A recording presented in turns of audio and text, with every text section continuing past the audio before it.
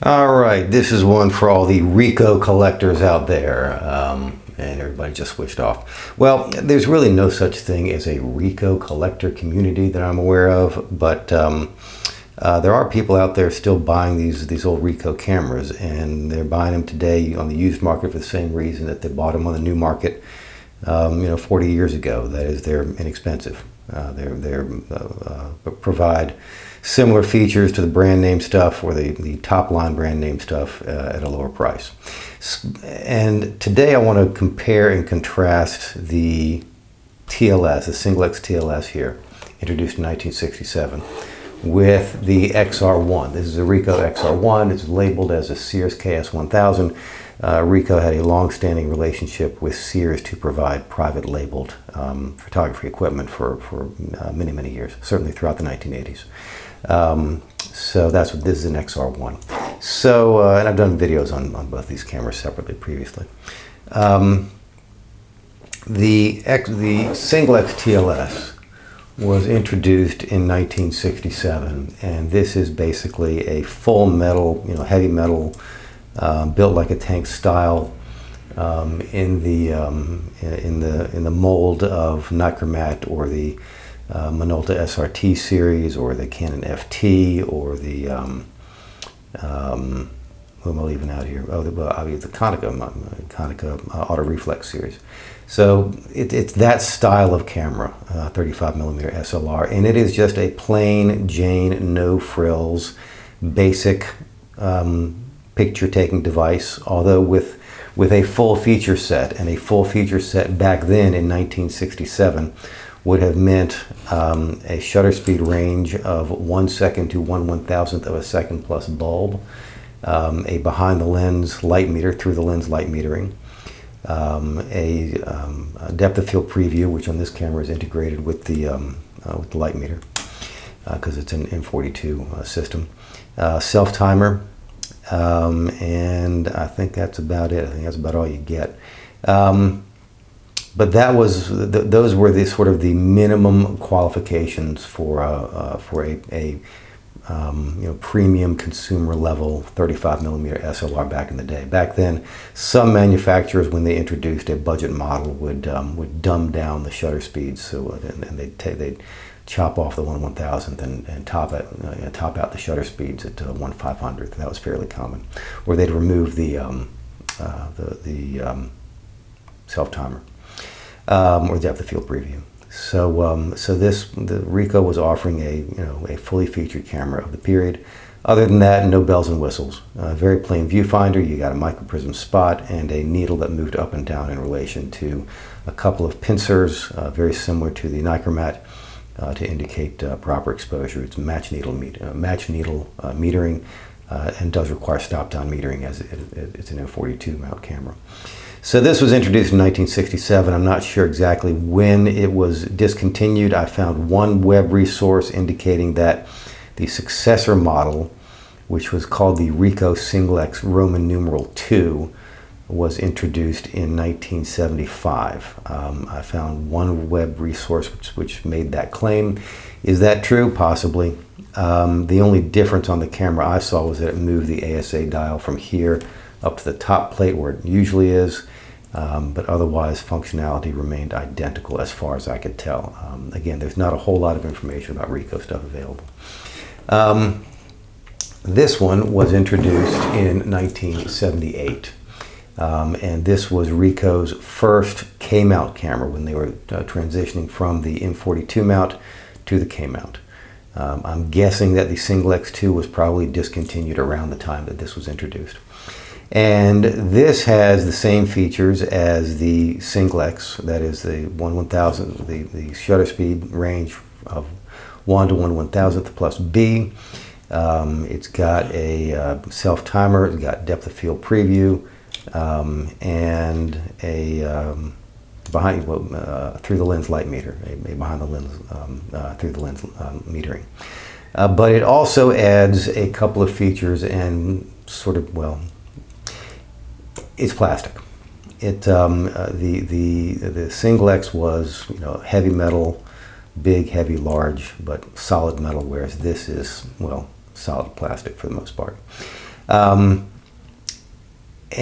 it added some bells and whistles. For example, we've got here is a battery check function here. If you I don't know how well you can see this, but there's a serrated edge here that you can pull, which checks the batteries. I don't use it because the light meter on this particular camera is not accurate, so I use it without batteries. Both of these cameras use batteries only to power the light meter, and neither one has an accurate meter, so I use them meterless. It has a multiple exposure function right here, which I personally don't use because that is not my style of photography, but plenty of people do like multiple exposure, but that's what ME says. You hold that down and advance the film, and you can take multiple exposures. The big setup, the nice bells and whistles that came with this one, though, was the full information viewfinder. So on the right-hand side of the viewfinder, you have the list of the shutter speeds with a translucent green needle that moves up and down as you set the shutter speeds, or as you change the shutter speeds. The needle moves up and down, and it will display the set shutter speed, and then the second needle moves up and down in relation to your aperture and the amount of light.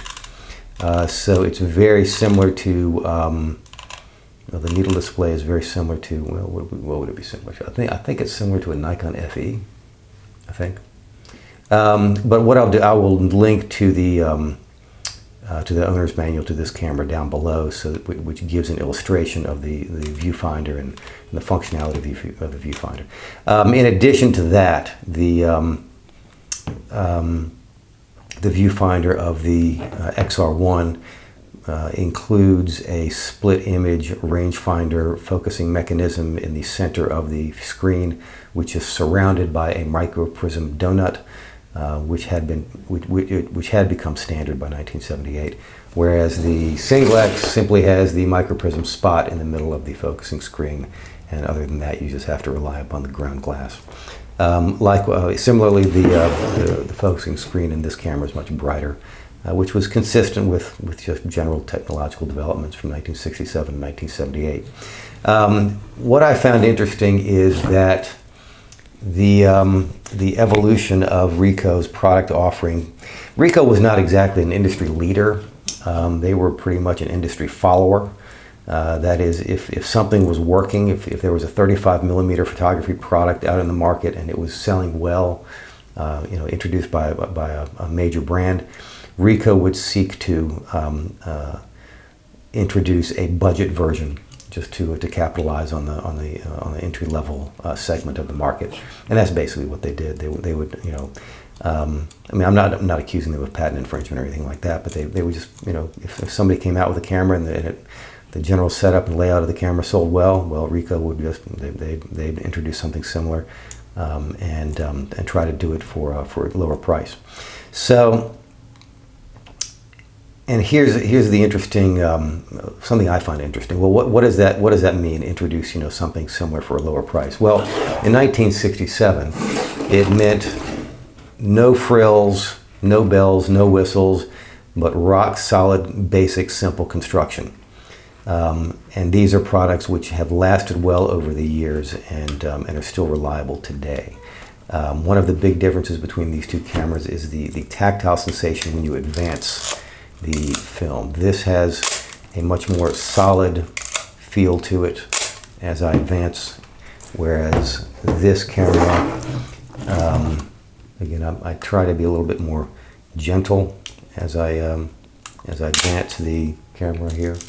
Oh, here's another feature, neat feature. You see that red dot? So in order to release the shutter, the advance lever has to be deployed to its standoff position, like so. Like this, it won't advance. Here it will. It'll advance, or it won't. Excuse me, it won't fire. Shutter won't fire. Just like the Nikon FM series. So it's basically, FM, FE, kind of like that. You can also hear the ping of the Copal Square shutter much more audibly here in this camera because there's no. The sound isn't being muffled by a lot of metal. It's just cheap, inexpensive plastic. So the philosophy was from 1967 is built like a tank, no frills. By 1978, that had evolved into smaller, lighter, use as much plastic as possible, and pack in all the bells and whistles you can at a bargain price. And so these two cameras represent a major, it's made by the same manufacturer for the same purpose, but with a very different philosophy. And again, I'm not suggesting that this was Ricoh's idea. They were just following the herd. That's what everybody else was doing. Cameras were being downsized, more plastic was being used by the late 1970s, and manufacturers were trying to cram in more features. And so Ricoh just followed the pack, and that's what they did. In fact, I think it was about a year or two ago that the gentleman from Camera Rescue, I believe his name is Yuho, was interviewed by Nicholas Yacera and made a statement that at Camera Rescue, 90% of Ricoh 35mm SLRs coming in through the door had a 90% failure rate. That is, 90% of the Ricohs coming in were non-functional. And I followed up with him. I found him on Instagram, and because that intrigued me, because I had always thought that this particular camera was fairly reliable.